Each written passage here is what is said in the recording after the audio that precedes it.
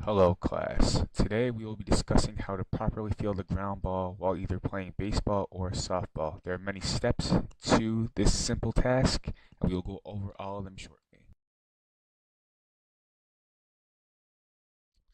Okay class, the first thing we're going to talk about in order to field the ground ball successfully is standing in the ready position.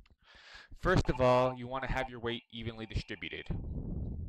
What that means is you're not standing lopsided to your left or to your right, one side or another. You're standing well centered and well grounded. Second of all, you want your feet wider than shoulders width apart. We do this in order to cover more ground. If the ball isn't hit directly to your center, odds are you're going to have to hustle to get it. By standing feet shoulders width apart, we can quickly shuffle our feet from to the left or to our right in order to get to the ball. And lastly, we want to have our knees bent. This might sound self-explanatory, but there is legitimate reasons why we do this. When you're fielding a ground ball, where's the ball? Is it up high in the air or is it down on the ground?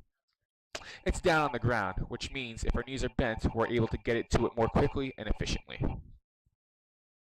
Please take note of the image below, as that is how exactly you want to stand when you're going to practice fielding the skill a little bit later on in class.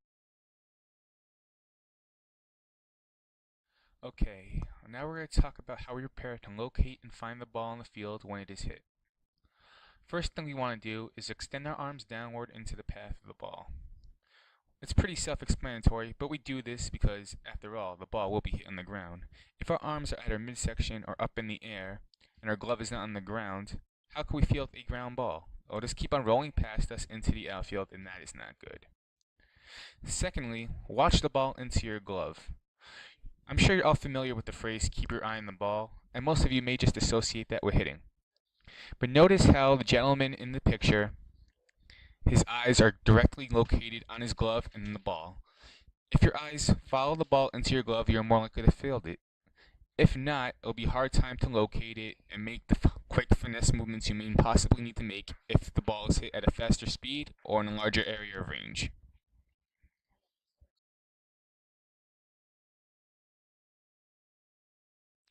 Okay, now that we have successfully located the ball, we have to make sure that we can secure it in our glove so we do not commit an error. The first step in preventing an error is to cover the ball with our throwing hand after the ball enters the glove so that our hands look like a set of alligator jaws, much like the image to our left. This keeps the ball in our gloves safely and make it easy for us to throw it. Secondly, we want to cradle the ball into our chest area, just like the image on the right. It might look a little painful, but it is the way to do it, just so the ball doesn't pop up and to give it a little bit extra security. Once we have the ball in our chest, we are ready to move on to throwing.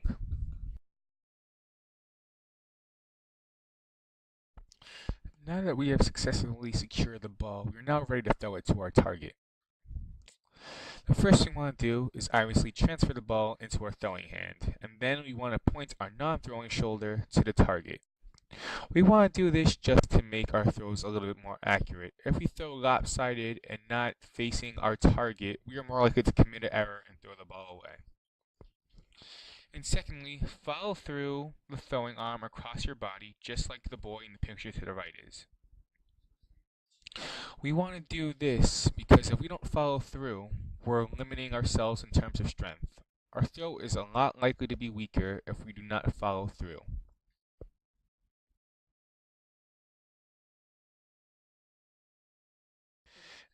Now that we have learned on how to field the ground ball successfully in all its steps, let's see how they all tie together in action. The following clip is from a past Mets game, where third baseman David Wright fields a tough ground ball. Notice how he performs all the steps that we talked about. He stands in a ready position, he locates and finds the ball by keeping his eyes on it at all times, and he transfers his weight on the throw. Let's see.